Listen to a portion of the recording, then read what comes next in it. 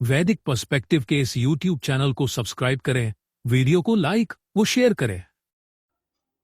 ओम क्व त्रिचक्र त्रिव्रतः रथस्य क्व त्रयः बन्धुरः ये सनीडाः कदा योगः वाजिनः राशुभस्य येन यज्ञं न सत्या उपयाथः। किसमें तीन चक्र तीन व्यवहार करने वाले रथ का किसमें है, तीन बंधु जो सनीड हैं, कब योग धर्म योद्धा का वेग पूर्वक शब्द करने वाले जिस यज्ञ को असत्य नहीं है उपगमन करो। यह जो मंत्र लिया गया यह ऋग्वेद के प्रथम मंडल के 34वें सूक्त का यह 9वां मंत्र है। इसका क्या अर्थ है कि जब सृष्टि में दुष्टों का आधिक्य हो जाता है, अधर्म बढ़ जाता है, तब दुष्टों का विनाश अति आवश्यक है और उनका संहार भी अति आवश्यक, तभी सत्पुरुषों की रक्षा की जा सकती है। तो अवस्था के अंतर्गत सृष्टियोत्पत्ति, स्थिति अर्थात पालन और प्रलय अर्थात संहार, ये तीन प्रकार से सृष्टि चलती रहती है।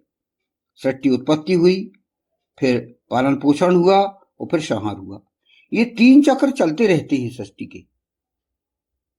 यह पुराणों में हमें यह व्यवस्था मिलती है और इसके तीन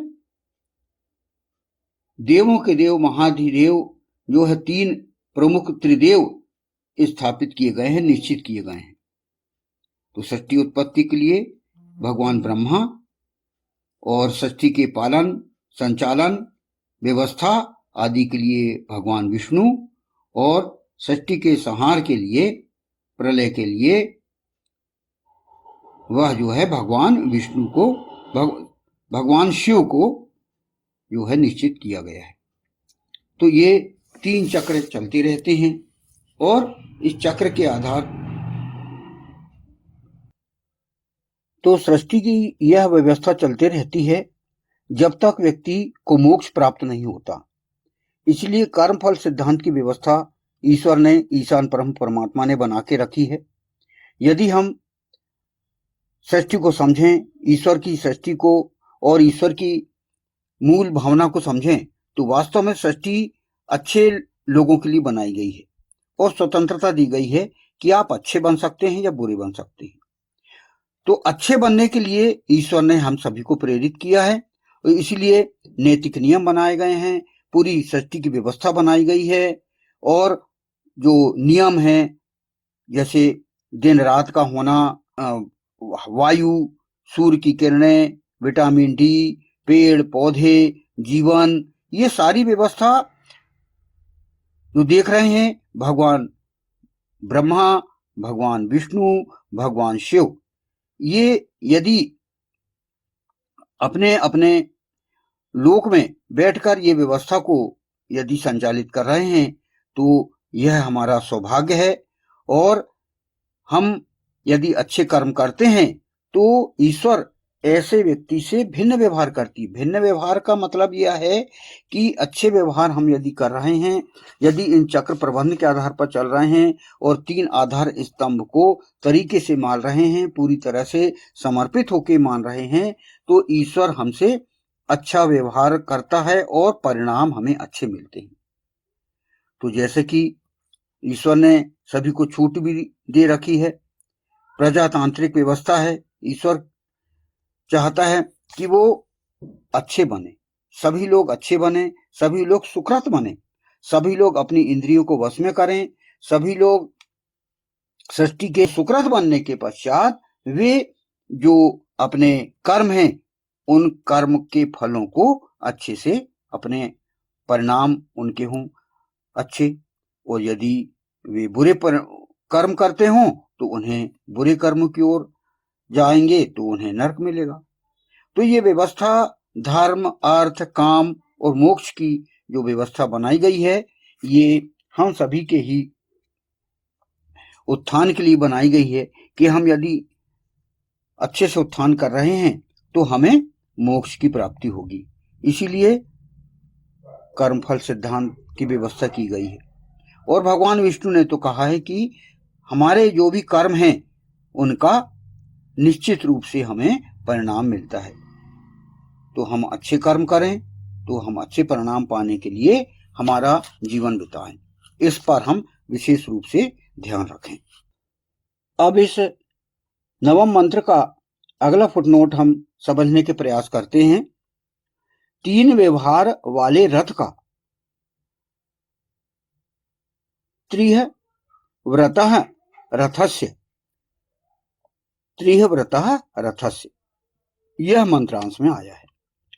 इसमें व्याख्या की गई है, अर्थात किस व्यक्ति के शरीर में 3 व्यवहारों की विशेषता पाई जाती है। किस व्यक्ति के शरीर में 3 व्यवहारों की विशेषता पाई जाती है। व्यवहार मतलब प्रैक्टिकल, आप अपने कार्य प्रणाली कैसे चलाएं, आपका जीवन किन कर्मों पर आधारित हो, यह है व्यवहार पद्धति। प्रैक्टिकल, जैसे कि विज्ञान में होता है सिद्धांत और व्यवहार, उसी प्रकार वेद भी एक वैज्ञानिक ग्रंथ है और इसमें सिद्धांत बता दिए गए हैं। अर्थात जो ऋग्वेद के जो पूरे मंत्र हैं, पूरे लगभग 10,000 मंत्र, वह पारिभाषिक व्यवस्था को लेकर चला है।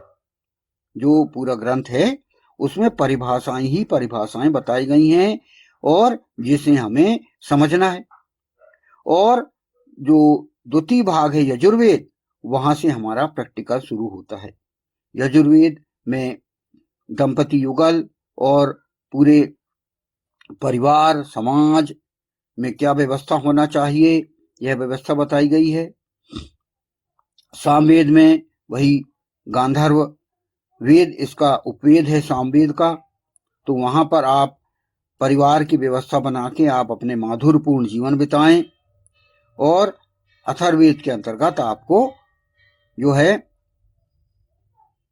शारीरिक रूप से आपको किस प्रकार अपना जीवन बिताना है, आध्यात्मिक और अलौकिक उत्थान किस प्रकार करना है, यह अथर्ववेद में आपको बताया गया है।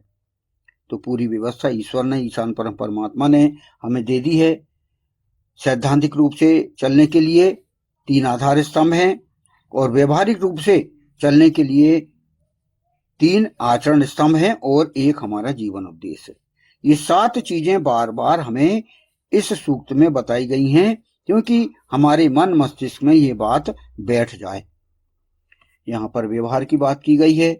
ईश्वर कहता है कि ऐसे कौन से व्यवहार होना चाहिए जिससे व्यक्ति उत्थान करे, और ईश्वर उन्हें चिन्हित करता है। जो अच्छे कर्म करने वाले हैं उन्हें चिन्हित करता है। यहाँ पर वही व्यवस्था चल रही है कि व्यवहार हम किस प्रकार करें। पहला है वही स्तवन, ध्यान, स्वाध्याय, जिसे हम एकत्रित रूप में नाम दिए हैं स्तवन की। स्तवन प्रथम हमारा आचरण स्तंभ है। दूसरा हमारा है दान, अर्थात अपनी आय का हम 5 भाग करें और उसके अनुसार हम सुचारू रूप से जीवन बिताएं, अर्थात शक्ति हमारे अंदर ना हो। और तीसरा है मंत्र, अर्थात हम अपने विद्वानों से पूछें, सप्ताह में 3 घंटे 4 घंटे बैठें, उनसे विचार विमर्श करने और सप्ताह भर की रणनीति बनाएं और हमारे जीवन की समस्याओं को हल करने के लिए हम तत्पर हों। यह मंत्र जो है, मंत्र को बाद में यह जो है मंदिर शब्द हो गया है, वो वही है जो कि हम अभी भी उसको हम व्यवहार में लेते हैं।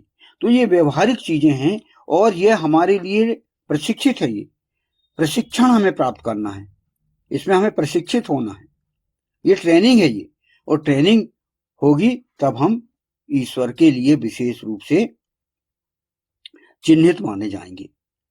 इसमें कहा गया है आगे कि जो शरीर 3 आचरण स्तंभों से प्रशिक्षित होता है वह शरीर अन्य शरीरों से भिन्न होता है और सृष्टि का व्यवहार भी ऐसे शरीरों के साथ भिन्न होता है।